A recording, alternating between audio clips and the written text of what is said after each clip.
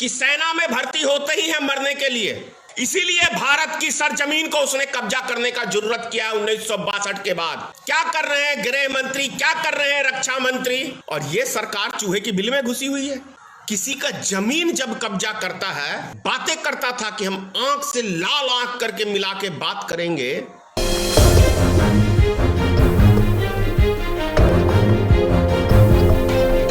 इतनी शक्तिशाली है जो मैं समझता हूं दुनिया में किसी भी मुल्क को मुंह तोड़ जवाब देने का भारत की सेना में दम है। लेकिन हमारी सेना को आखिर कमजोर कौन कर रहा है? कौन सी ऐसी राजनीतिक है जो हमारे सेना कभी पाकिस्तान के बॉर्डर पे, अभी लद्दाख के बॉर्डर पे। सबसे बड़ी बात क्या है कि कल सुबेरे आप सबने न्यूज में देखा होगा कि 3 सेना की बात कर रही थी हमारी भारतीय सरकार, मोदी सरकार। लेकिन शाम के न्यूज में 20 सेना का हमें पता चलता है। तो क्या आप लोग को यह नहीं लगता कि भारत सरकार, नरेंद्र मोदी की सरकार हमारे देश की जनता से सच नहीं बोलती है? कोई भी मुल्क हो, कोई भी व्यक्ति हो, आखिर किसी का जमीन जब कब्जा करता है, कोई देश हो या कोई व्यक्ति हो, तो इसका मतलब है वो दबंग अपने आप को समझता है। और जितना दमखम से मोदी सरकार बातें करता था कि हम आंख से लाल आंख करके मिला के बात करेंगे, कई समाचार एजेंसियां कह रही हैं कि 50 किलोमीटर हमारे जमीन को हथिया लिया है इस मोदी सरकार में। कई मीडिया ऐसा कह रही है कि 10 किलोमीटर।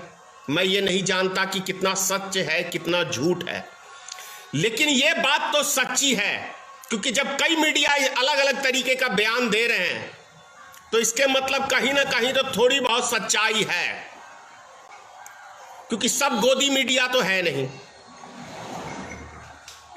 और जब गोदी मीडिया ने भी यह स्वीकार कर लिया कि भारत का जमीन चीन ने कब्जा किया है, तो भारत सरकार हाथ पे हाथ रख के वार्तालाप कर रही है।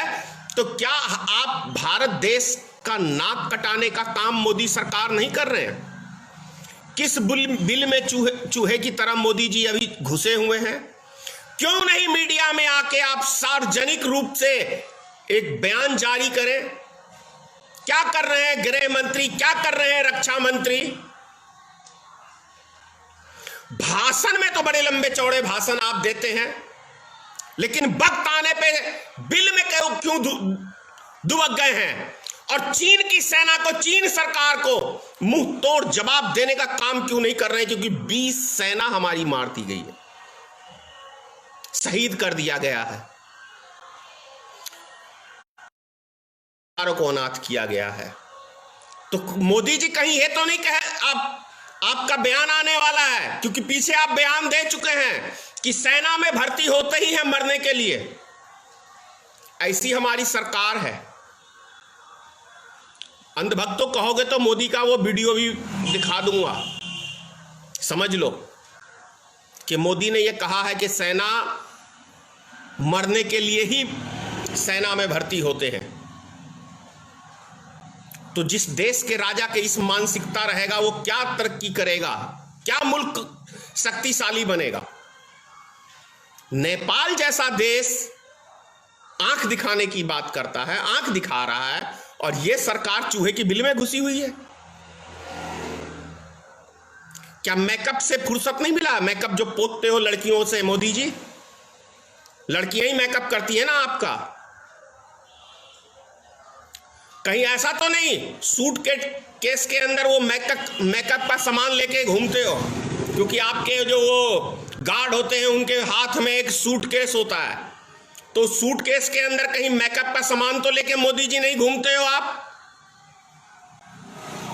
मुझे तो लगता है क्योंकि मेकअप की आपको ज्यादा चिंता रहती है, स्टाइल की। आज कौन सा कपड़ा पहनना है, आज कौन से रंग का कपड़ा पहनना है। कपड़े पहनने से, डिजाइन बदलने से कोई शक्तिशाली आदमी नहीं बनता है। और एक चीज आपको मैं बता दूं, कोई भी व्यक्ति किसी भी चीज की संपत्ति के कब्जा करने का जब ही साहस करता है जब उसे पता रहता है सामने वाला कमजोर है। चीन को यह पता है कि नरेंद्र मोदी कमजोर है, इसीलिए भारत की सरजमीन को उसने कब्जा करने का जरूरत किया है 1962 के बाद। 1962 के बाद अब उसने जमीन हमारी कब्जा की है। तो इसका मतलब है कि मोदी सरकार एक कमजोर सरकार है। भाषण के धनी हो सकते हो लेकिन शक्ति के धनी नहीं हो। इतनी विशाल भारत की सेना को कमजोर करने का काम कर रहे हो आप। चैनल को सब्सक्राइब नहीं किया है तो प्लीज सब्सक्राइब कीजिए और ताज़ा अपडेट पाने के लिए बेल आइकन को दबाना ना भूलें।